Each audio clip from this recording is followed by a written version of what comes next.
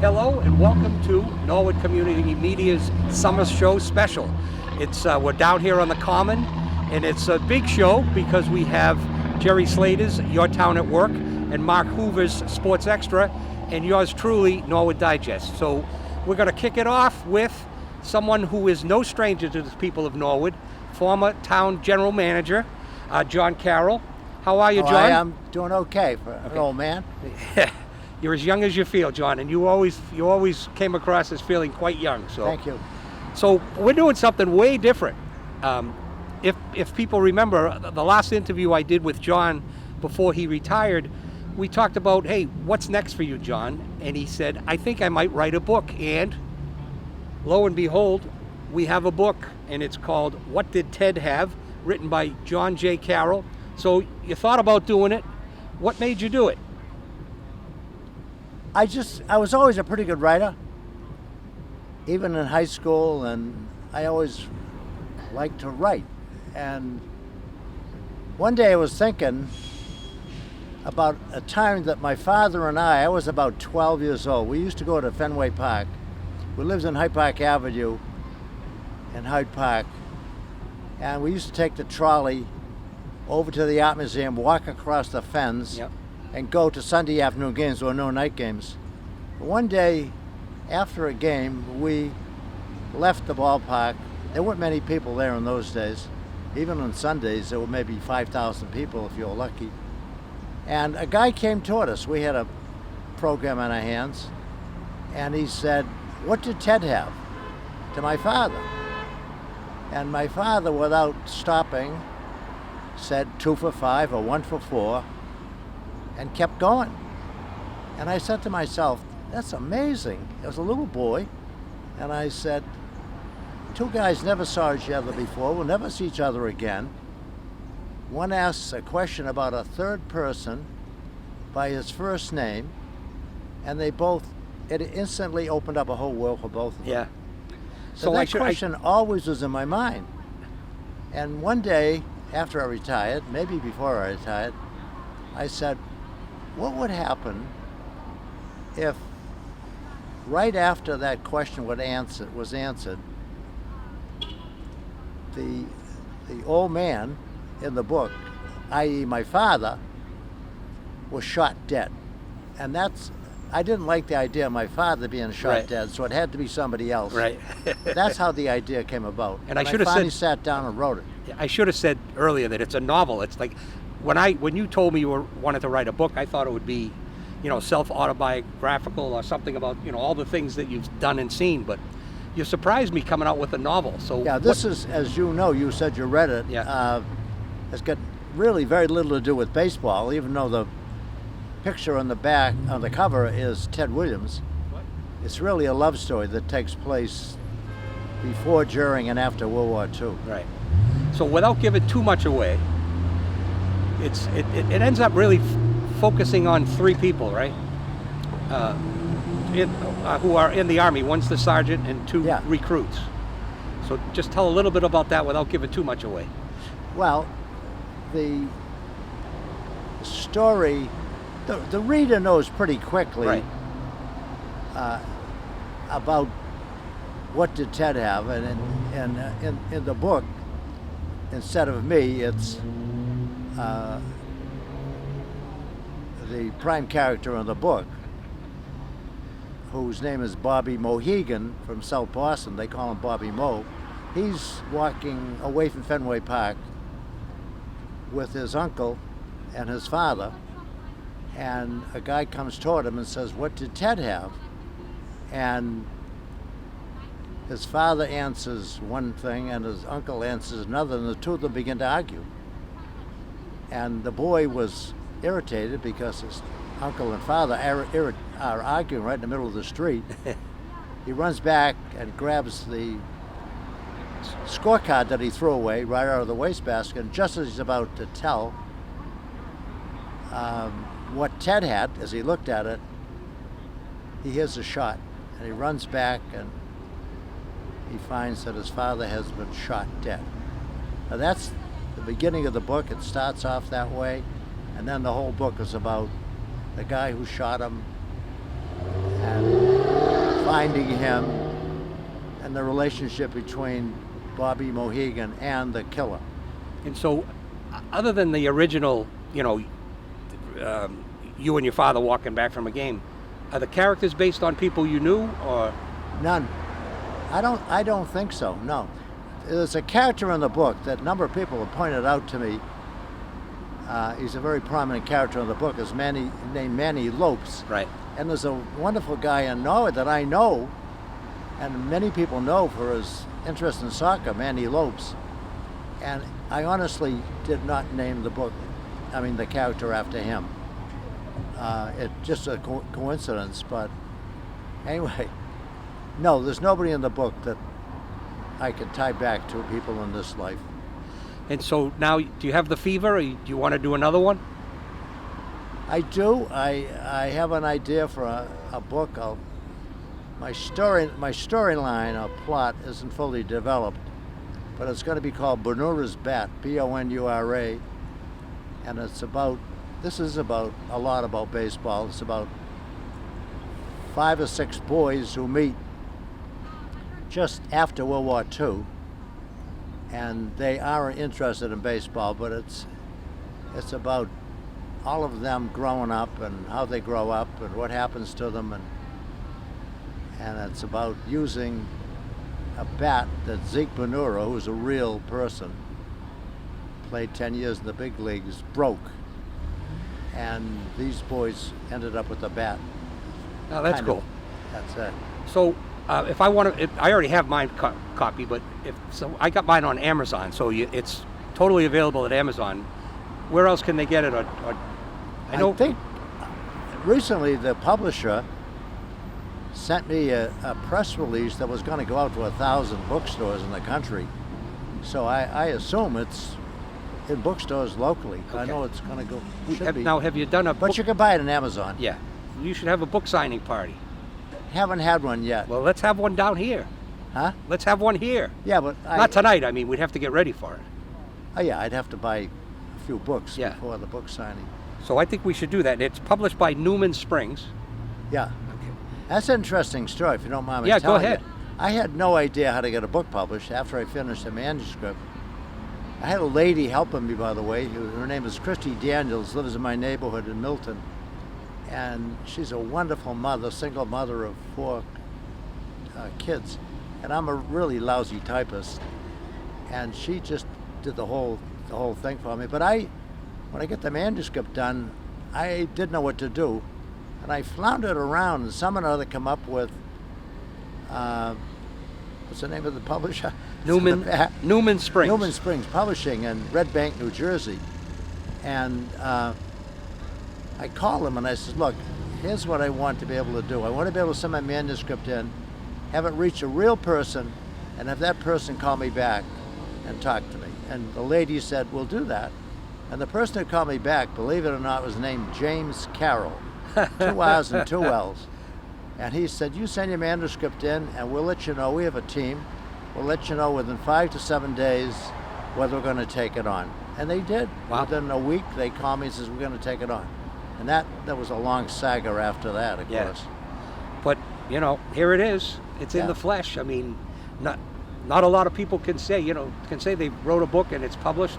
A lot of people self-publish. I think people who have read it like it. It's not going to win a Pulitzer Prize. I'll tell you right now, there are no F-bombs in it, no. But there's some good stuff. There's a lot of love stuff in it. Yeah, I enjoyed it a lot. Thank you. I appreciate and there was a couple of, surprises along the way. That's why I don't want to give too much up. Yeah. But I enjoyed it thoroughly. I read it on the beach. Yeah. So Michelle Peachy told me she read it on the beach too. Yeah.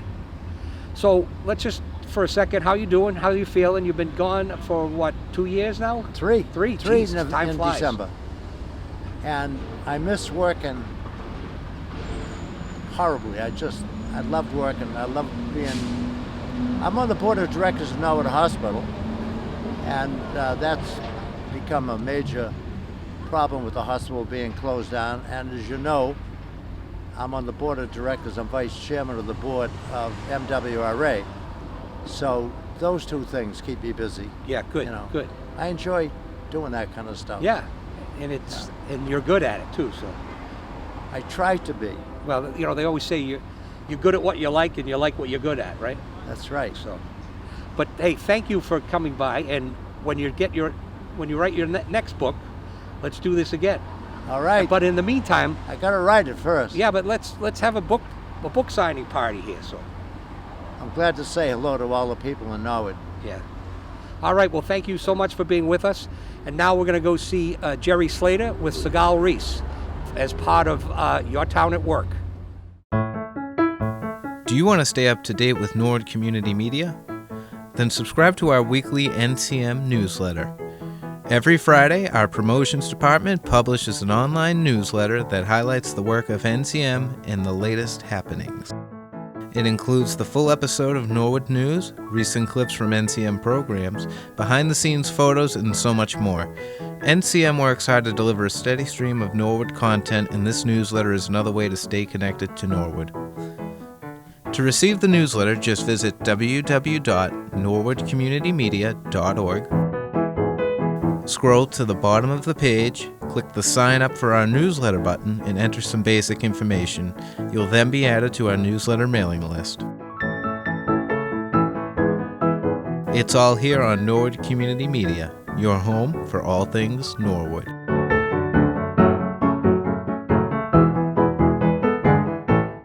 Thanks, Jack. Well, we're here with a woman that I called the rock star earlier today, our head of our Department of Health, Sigal Reese. Sigal, how are we doing? We're doing pretty good here in Norwood. We only have a handful of cases every week. We do post them on the website, so anybody that wants to know what our data looks like, it's posted every Wednesday evening on our website. But just a handful, 4 or 5 cases every week we're seeing.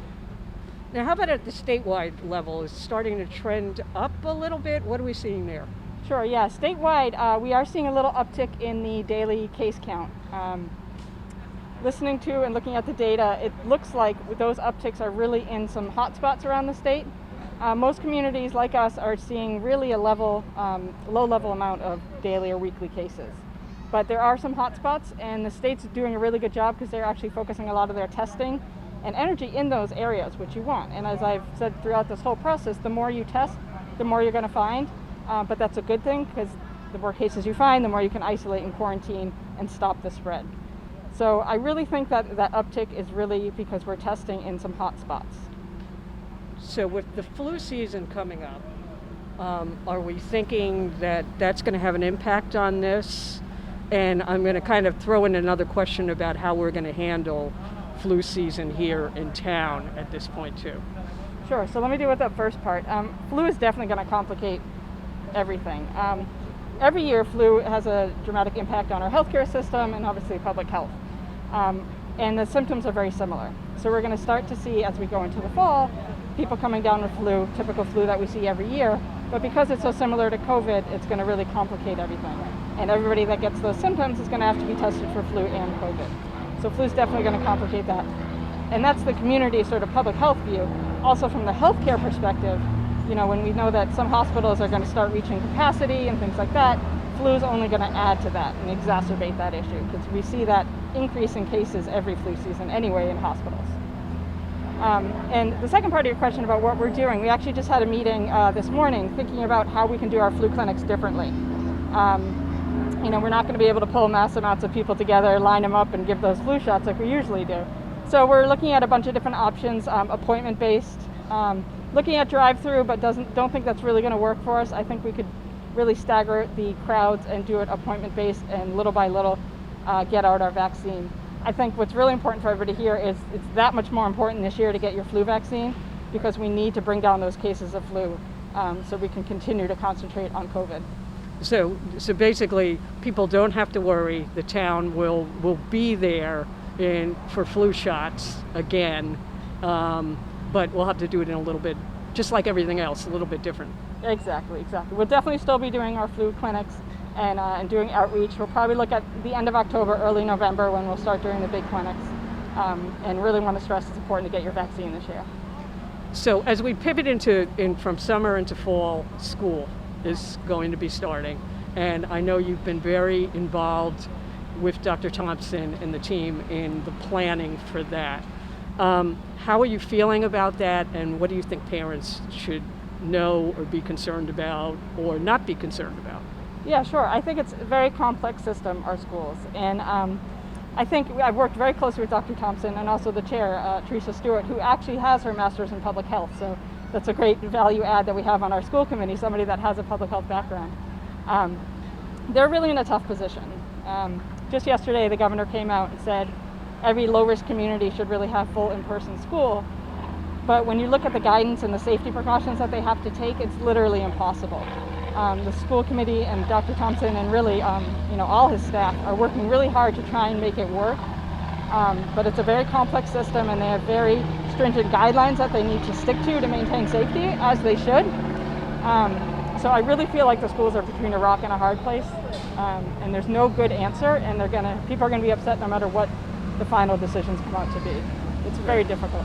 So I guess I say to parents and the families to be patient, understanding, and just like everything we've experienced with COVID, it's constantly changing, and we just need to go with the flow and adapt and do the best we can.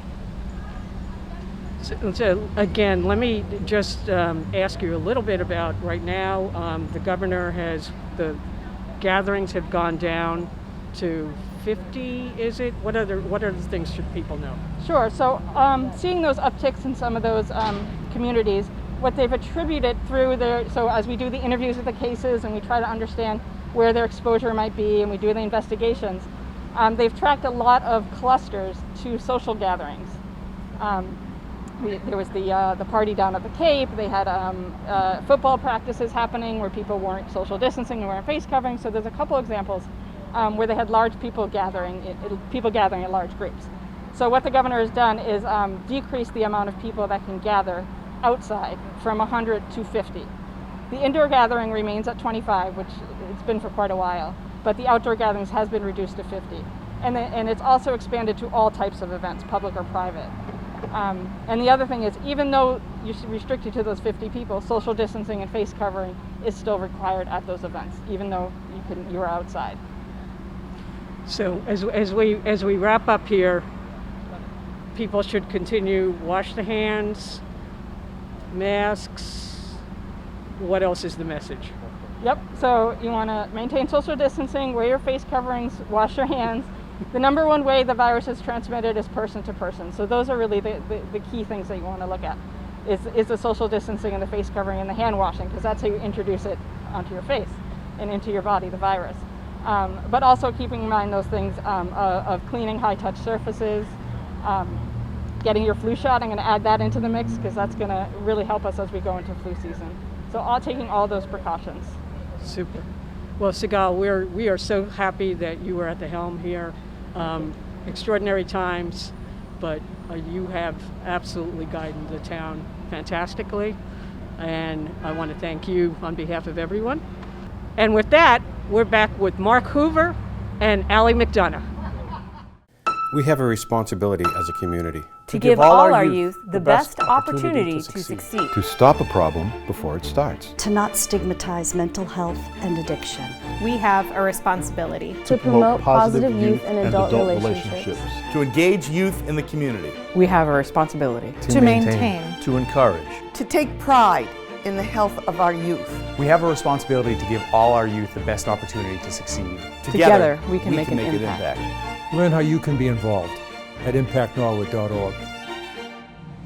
Well, thanks very much, Jerry, and I'm pleased to be joined here this evening by Norwood High School class of 2020, Miss Allie McDonough. Allie, welcome. Thank you, I'm glad to be here. Yeah, it's great having you here. We were just talking that before tonight, you've been on Sports Extra. We were kind of at least 6 times, yeah. So you've been up to studio 6 times for us, and now we're out here this evening to talk sports. Heading off to the College of the Holy Cross, class of 2024. So congratulations on that. Thank you. And I also want to congratulate you on your recent, high school graduation. And I saw the work that the high school did to put that all together for you guys. And before we get to kind of the sports, what was that like, your high school graduation? It was honestly unforgettable. Like, I know we were all bummed out not to have the usual setup in the back with everyone there, but the drive-by made it a little bit more memorable. I know they say it was unique just because we've never had that before, And I think with everything set up, like the jerseys, the play sets, and all the teachers lined up, like it really made it more special than I could have imagined it. Yeah, I've kind of heard that across the board. Seniors just really thought it was very, very memorable. So I thought the high school did a fantastic job on that. But, you know, your senior year, you have a fantastic sports career your entire time up at the high school. You've decided to head on off to Holy Cross to play D1 field hockey. What was that like committing to a Division I school, to commit to them to play field hockey? It was actually really exciting. Like, I kind of was never super into field hockey until about sophomore year. I realized that, like, hey, I'm kind of good at this. Like, maybe I'll extend and, like, try new things with, like, club field hockey and tournaments. And I think I just really didn't expect it, but I'm glad I am where I am, and I'm really excited. Or I was excited before everything happened. I was going to say, and we'll kind of get to that a little bit as well, but what was it about the Holy Cross program that kind of drew you to that school? So my brother just graduated. My sister graduated in 2015, so I've always been around campus, been to family weekends, tailgates, and I think they really welcomed me with open doors, and I really like the coaches. Like, when I visited, I really enjoyed all the players and their company, and I think like the programs they offered, the athletics, and everything about Holy Cross I was really attracted to. Yeah, it's exciting, and as you had mentioned, you know, all set to go. So pre-COVID, all of this, what were your plans this summer to get ready for the fall season? Yeah, so they gave us a workout packet, so it was 6 days a week, Monday through Saturday, and one day we would do running and the other we would do lifting. So it was a lot of hard work that I tried to get myself ready for. So we were just prepping, like, our bodies, our minds, just to get ready, basically. Were you in contact then with the coach and with other players, as at least into the spring and into the start of the summer with the program? Yeah, so we began our workout packets in April, I believe, and since then we've had Zoom meetings, checking in with our grades and with the entire team and with our athletic staff, just checking in and making sure we're all being motivated and sticking to our workouts and everything. Now, you probably had a sense that, given all the interesting things that were going on in the spring, what might happen this summer. Did you start to get a sense that your season might be in some sort of jeopardy? And if so, about what time did that start to kind of sink in? Sure. So I guess when they canceled everything, I never expected it to last this long. I know my friends and I kind of joked about prom and graduation and what would happen. Right. But it really was unbelievable. I think when they started to cancel school altogether, I kind of got a little skeptical about my season and what could happen there. And then as it progressed in the summer, I kind of realized that was definitely on the line. Now the Holy Cross is part of the Patriot League, and so the Patriot League has canceled all fall sports. How were you notified that field hockey was not going to happen, at least this fall? So there's an email sent out to our athletic staff and students, essentially explaining how it was canceled and why, and then immediately our coach called a Zoom for everyone to get on and just explain what was happening, what the outcome could be if we could practice, if we could scrimmage, and basically what we were doing for the fall, what our plan was. Right. And I know that just, 2 days ago, I think Holy Cross came out and said, your guys are all starting virtually, across the board. Yeah. So how does that affect what you may or may not be able to do this fall for the team? So as of a week ago, I guess, they said that if we were on campus, we'd be able to work out and practice in smaller groups, just getting a feel for like the weight room and like how practice would usually be run. So if we were on campus, we would kind of have a normal schedule with practices, and I think we would be able to scrimmage every once in a while. Yeah. So if you're not allowed on campus, what kind of plan does the coach have in store for you guys to kind of keep you sharp and to keep you ready for when, hopefully soon, the seasons maybe do start back up again? Yeah, so since we're not allowed on campus, it's presumed that we're not allowed to work out on campus either. Right. So as of now, we can't practice or play together. But our spring season so far is on, so hopefully that can follow through. And that would probably be our season for the year. Okay. So at the college level, then you would be playing a fall and a spring season. And this year, at least thus far, the only thing that's been canceled then has been the fall, and you're still going to be getting ready for your spring season. Yeah. Okay. It's a huge leap to go from the high school level to the college level, let alone to then get to the D1 level, which is our highest level. What do you think you need to do, let's just start maybe physically, to get yourself ready to really ratchet up to that next level? Probably just find motivation, whether that be for myself or others. I think it's really important to have a lot of like self-upbringing, whether that be like running or lifting. You just have to know in the back of your mind that like it's not only for you, it's for your team. Right. Really. And do you think you also need, and maybe this kind of all blends together in terms of the mental aspect of the game, because we know there's a physical part of it, but getting your mindset right, losing a fall season, how do you think you're going to be able to adjust to that so that come the spring you kind of keep that sharpness mentally? Yeah, I think field hockey really is a mental game. So I guess just preparing yourself through that. Yeah. I guess, yeah. One of the things that I did a little bit of work, and I'd seen it's been a while since the Crusaders have captured the Patriot League in field hockey. As one of, I think it's 8 incoming freshmen onto this team, what are your future plans for the program? How do you kind of see yourself maybe being part of bringing it back to maybe making a run at the Patriot League championship?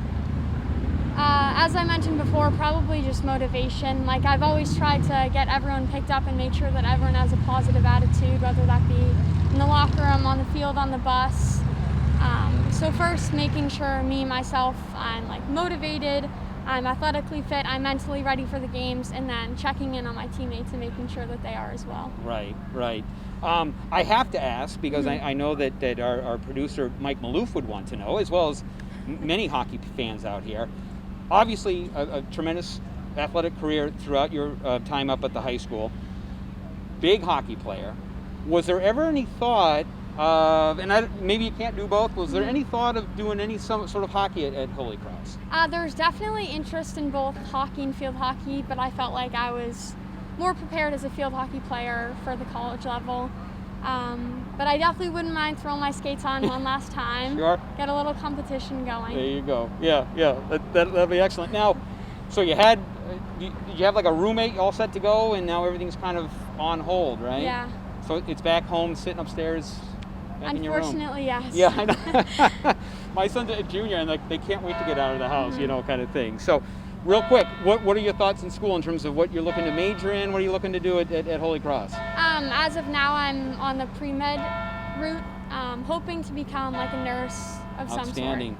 Well, maybe you can graduate, become the nurse, and then cure this, and we won't have to be. We can be back in studio, and we don't have to be wearing these masks. So, Allie, I want to thank you for coming down here tonight instead of up to the studio. Thank you for having me. Congratulations on not only a fantastic high school career, but getting ready to play at that higher level. You can be guaranteed we're going to be following how Holy Cross, field hockey does, and I'm sure we'll have you back in the studio at some point, regaling us with goals and all sorts of fun stuff from your career.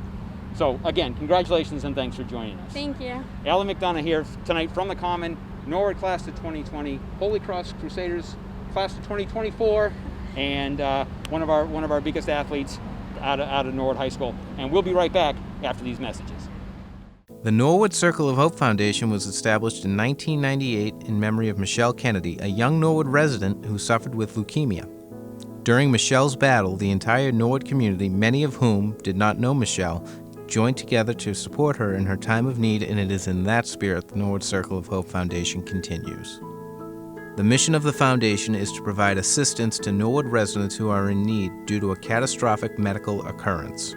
The Circle of Hope Foundation aims to alleviate the stress of everyday expenses for Norwood families during their time of need. Over the years, their assistance has covered housing expenses, utilities, food, and various medical expenses. The Circle of Hope relies on referrals and direct requests to find those in need.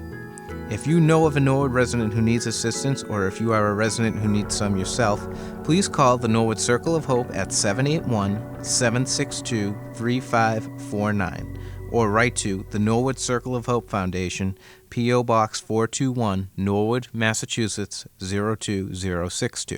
To learn more about the Circle of Hope or to get involved, visit norwoodcoh.org. Thank you, Mark. And now joining us is Charlotte Walsh, first she's the president of the Friends of Norwood Center, but she's also the head proprietor of the Charles River Running Store. What is it, running club or running store? It's a running store, and we have a club called Thursday That's what Strong. threw me. So welcome.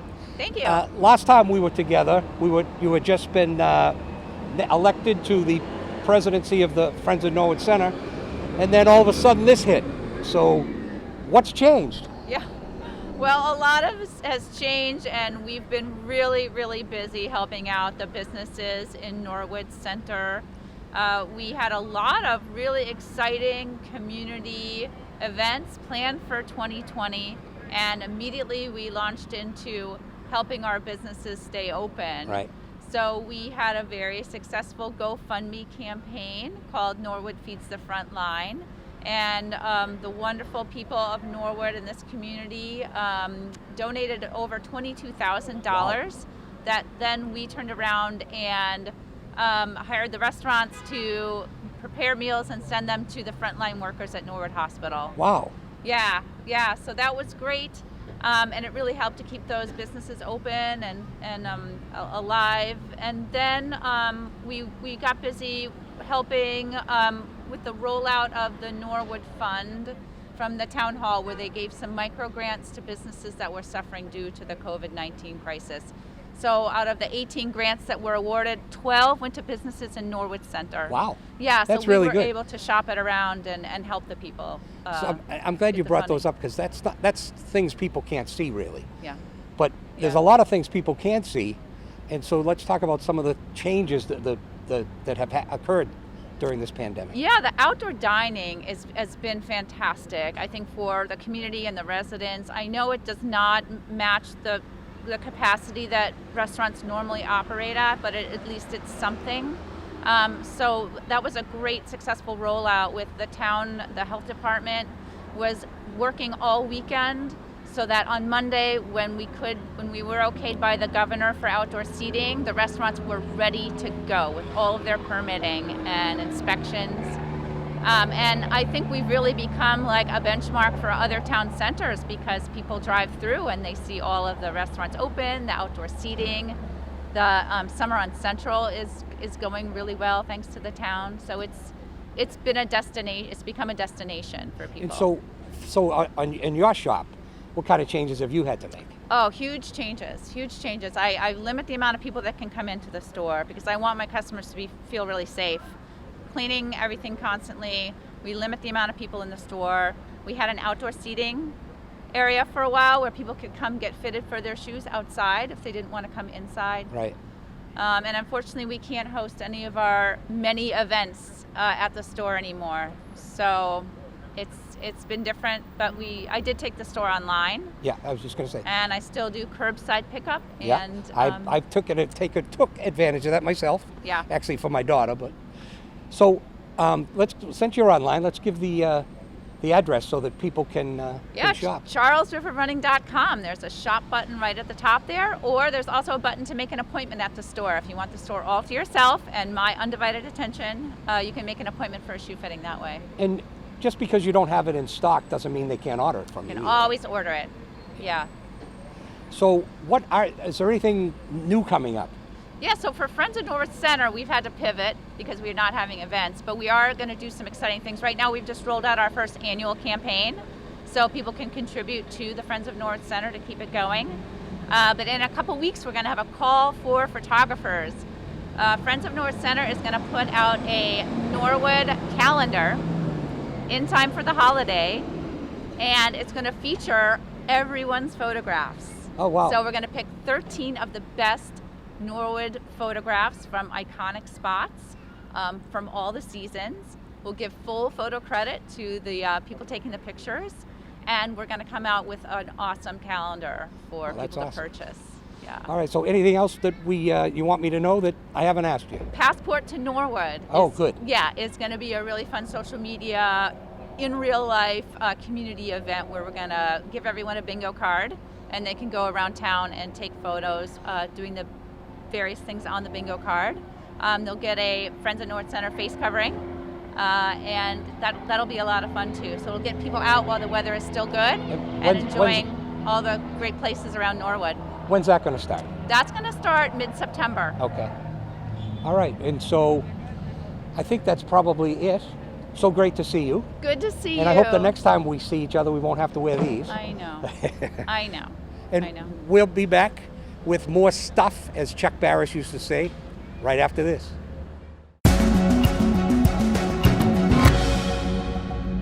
Hi everyone, Aubrey here from Impact Norwood. I just wanted to let the community know that with the school year coming up, people might be feeling a lot of anxiety, parents, guardians, youth in the schools, and that Impact Norwood has really great resources available to the community to help deal with anxiety and other mental health issues. You can visit our website, impactnorwood.org. We have a really great mental health resource guide.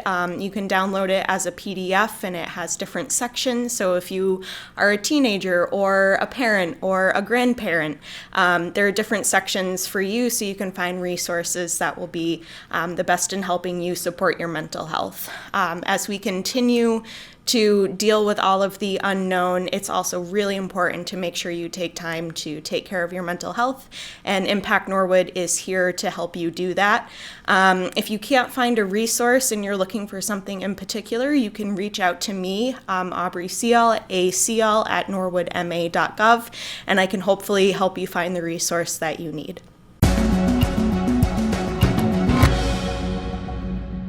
All right, I kind of feel like I should be getting my running shoes on after that interview with Jack and Charlotte. But speaking of running, I am here with Norwood's newest selectman, and Matt Lane. I can't believe it was only 2 months ago that you and I were standing in front of the darkened town hall, and you had just won the election as selectman in topping the ticket, I might add. Yeah, it's funny. It seems like a lot longer than 2 months ago. I think I was saying that summer usually feels like it goes by pretty fast, and this has been a strange summer. So, yeah, but I'm glad to be on board. Well, super. So let's talk about what it's been like these last couple of months, and also, was it what you expected? What were some of the surprises? And talk to us a little bit about your experience. Sure. Great.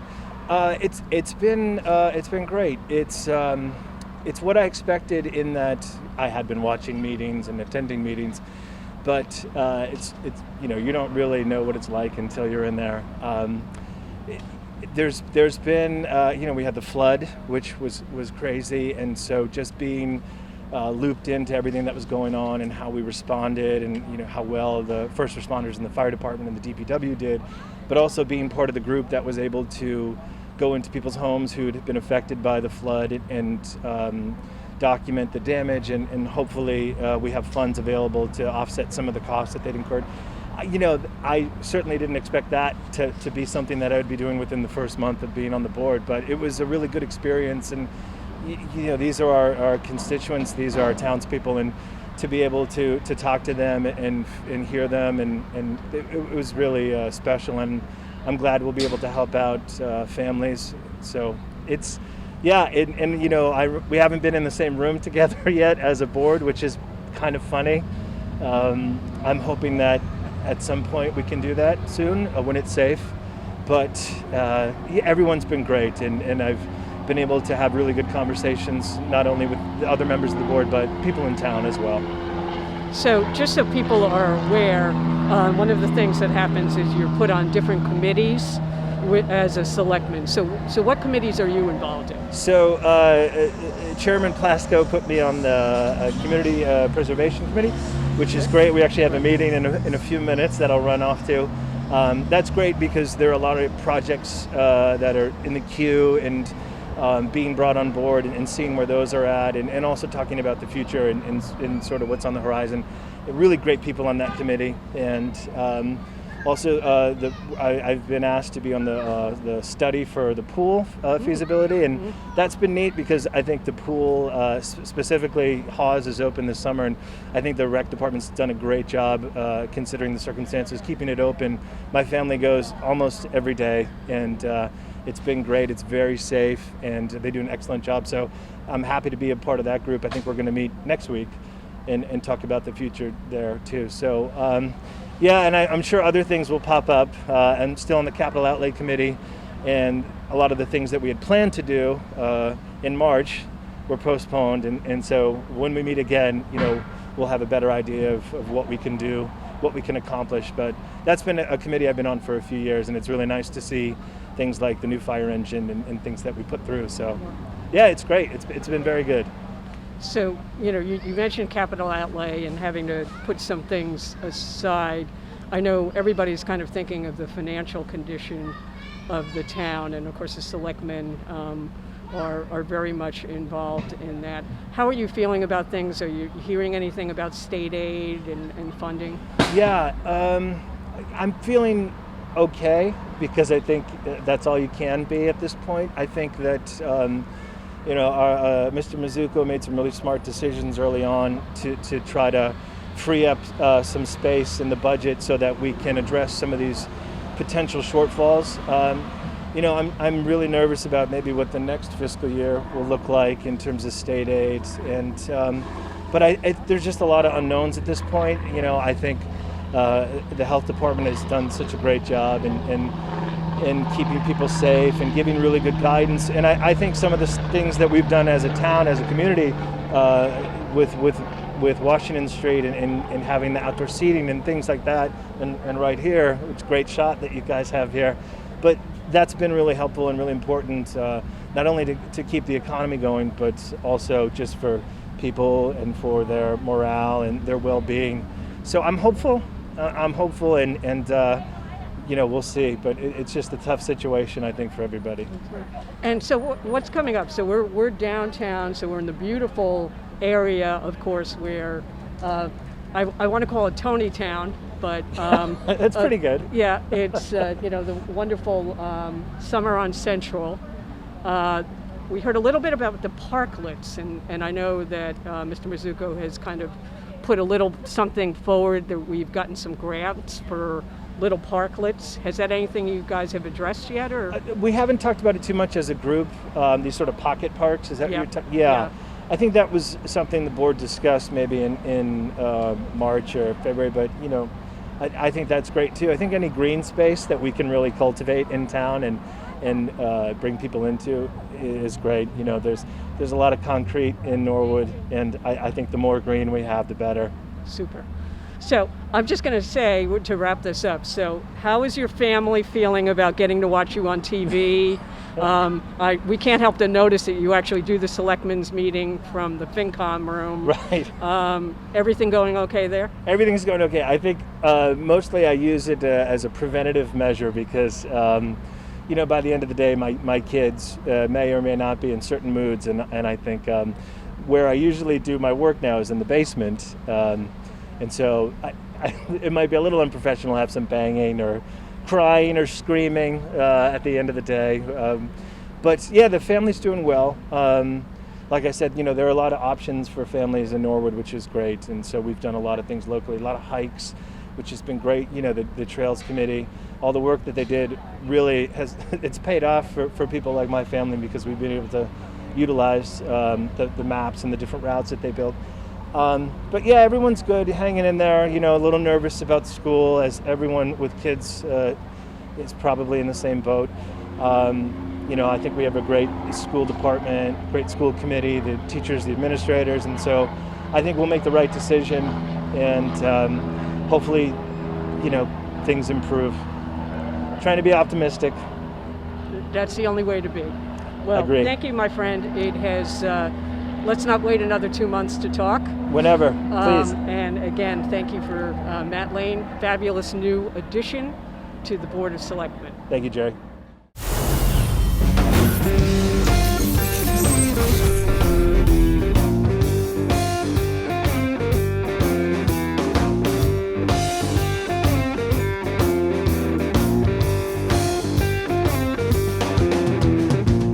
Hi, I'm Roger Cummings with Norwood Community Media. With me, Bill Hurley of the Extended Play Sessions. This week, we got the best of 2019, Bill. Yeah, this was a show we put together. It's a couple hours long. It's probably the 25 best moments picked by the production staff from 2019.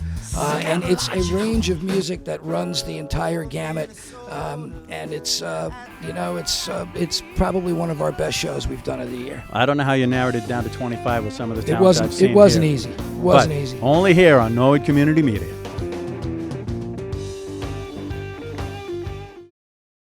Thanks very much, Jerry.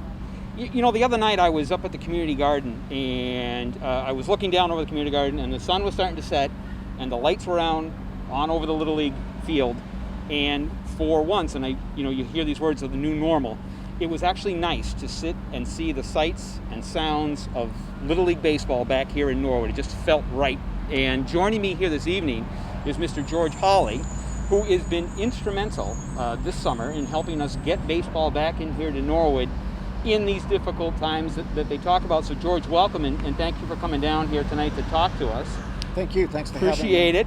I know you were on earlier this year with Brian Dunn on his sports report, talking about how you were able to bring Babe Ruth baseball back to get it ready for the kids to play this year, and we'll talk a little bit about that. But tell me a little bit about, you've been heavily involved in baseball for a number of years now. How did you initially get involved in it here in the town, and what kind of drew it to you, and what keeps you going? I guess I'm just a big kid. I growing up in town, we used to play baseball all the time. We had the playground, so I would go to Callahan, and if you didn't get down there by 9:15 in the morning, then you didn't get in the game. You had to wait for someone to get called home, and then we play at night, not too up in the afternoon to get too hot. But I just liked being down the field, and then there was an opening to coach in Little League when I was a senior in high school, and I said, let's try it. And I really liked it, and I coached Little League for 4 years, and then I got a call from Frank Wall, who said they have an opening in Babe Ruth League. They're expanding, and they want another coach. Are you interested? So I said, yeah, why not? I'm still young enough, and so I went and coached. We were 0-18. We didn't win a game, but I realized that I was better suited for Babe Ruth League than I was for Little League, and so I ended up Babe Ruth League through the 80s until I got married. Then for a couple of years, I was out of baseball, but then fortunately I had three boys, and they came back through Little League, and I got back involved again. And then my youngest, who kind of more like me as far as like in the athletics and the baseball, when he left, when he came through the ranks and got to Babe Ruth League, I got back in again, and I've been there back in Babe Ruth League for I think it's about 10 years now. So I was there for 20, and then went through Little League, and then came back, so back for another 10. So, and you and I were talking before we came on air, and very often you'll find parents that will get involved in coaching because his or her child is in the sport, and so they want to be part of that. And then very often when that person's child leaves the sport, they tend to kind of take a step back from the coaching. You've continued, even though you kind of don't have a skin in the game, as they say. What is it about working with the youth of Norwood that keeps you coming back as part of the Babe Ruth program? Working with the kids, it's just fun to go down the field. I think I enjoy the practices. You're down there, you're getting the sweat going like you used to when you were playing either pitching or hitting. You're trying to teach. I like teaching, seeing how you can communicate and get your points across to people. And baseball has been great. And then, the games are like a test. So you get out on the field, you hand out the test, and we prepared this week, and some weeks you are and some weeks you aren't, but then you do it because it's what we got to work on this week, and we go back and do it. And it's just fun. It's fun being around the kids. They got they usually have good attitude, and we have really good baseball players in Norwood, but we have great kids. They're better kids than they are sports, and we've had a slew, and we have a slew now of really good kids. But the parents have done a great job, and the schools have done a really good job too. Yeah, I mean, getting kids ready to play baseball, is part of what you're going through here. But this summer had to certainly present significant challenges to you this year. Sure. Walk us through, if you could, kind of what you had to do to kind of get the season up and running. Well, I work very closely. I'm, I guess, the secretary of Babe Ruth League, but John Leiter is the president. And Letty and myself would go back and forth, and I think like every sports organization in Massachusetts, we're waiting for Charlie Baker's proclamation about what's going to happen, and then are we going forward, and just trying to keep people abreast of when things are going to happen.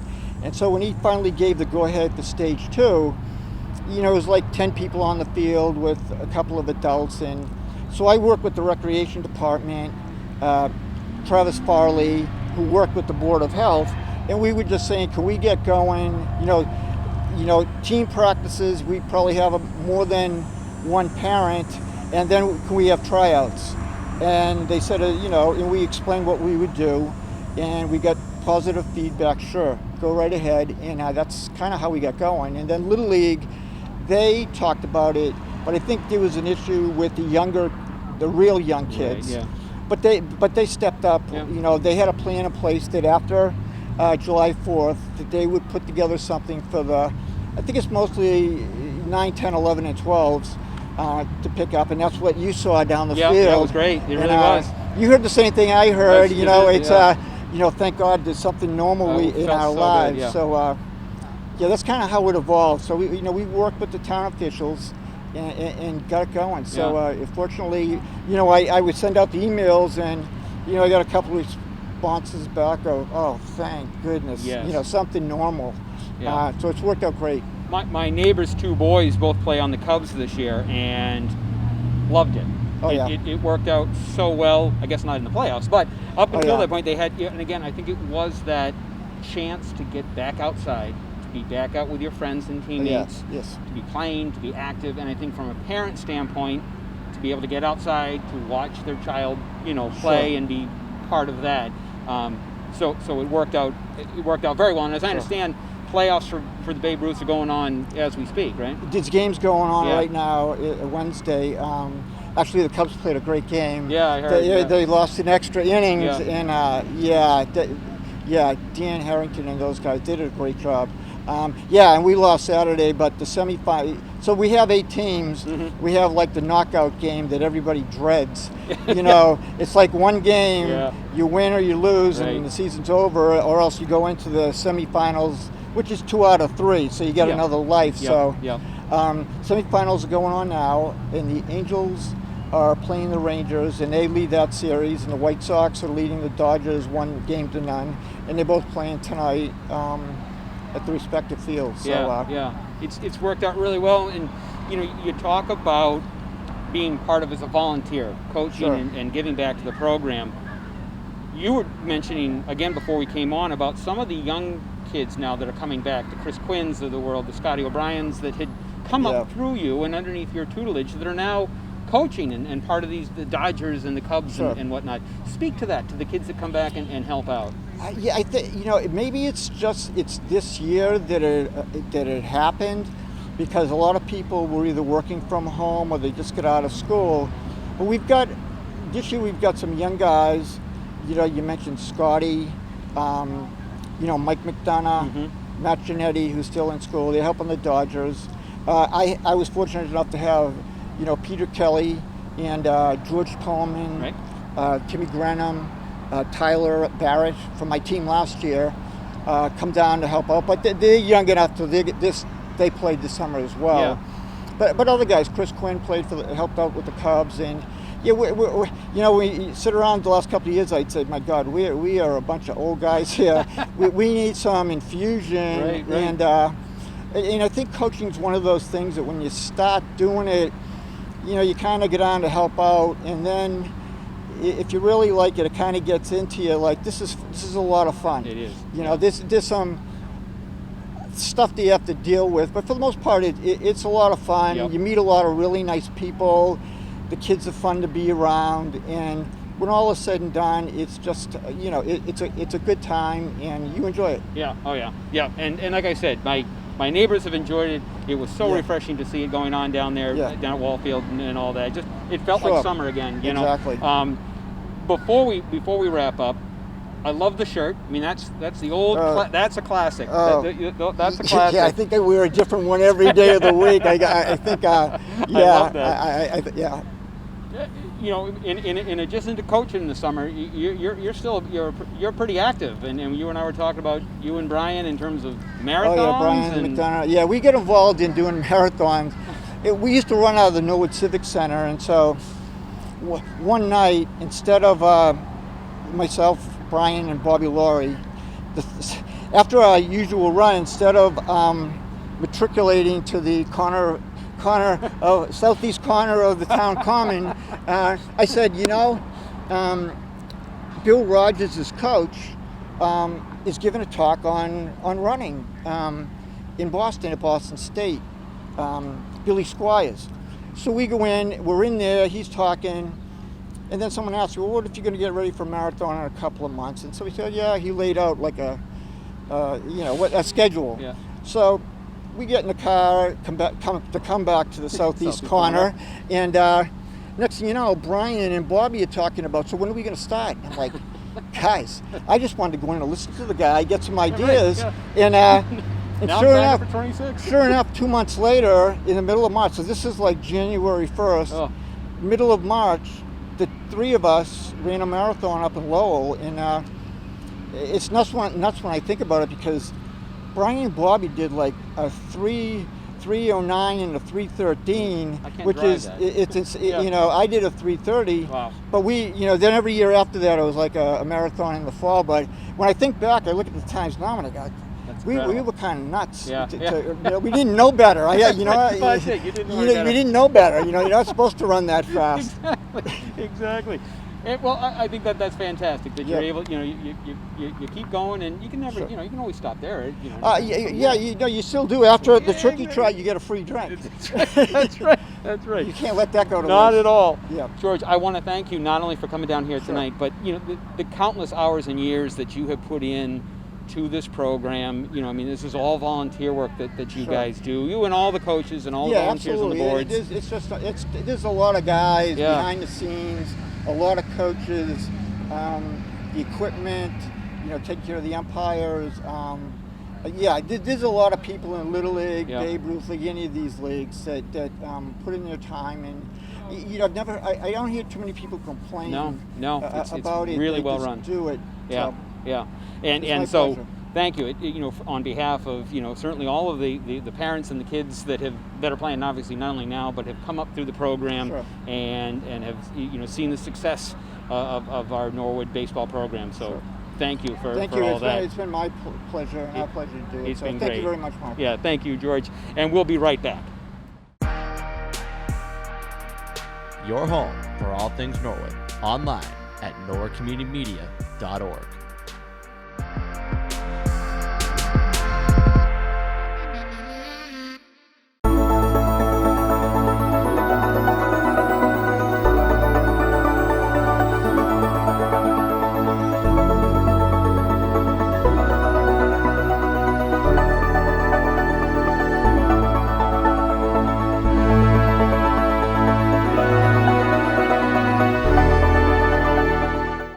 I want to thank all of our guests this evening for coming down and taking some time to speak with us from the government, from sports.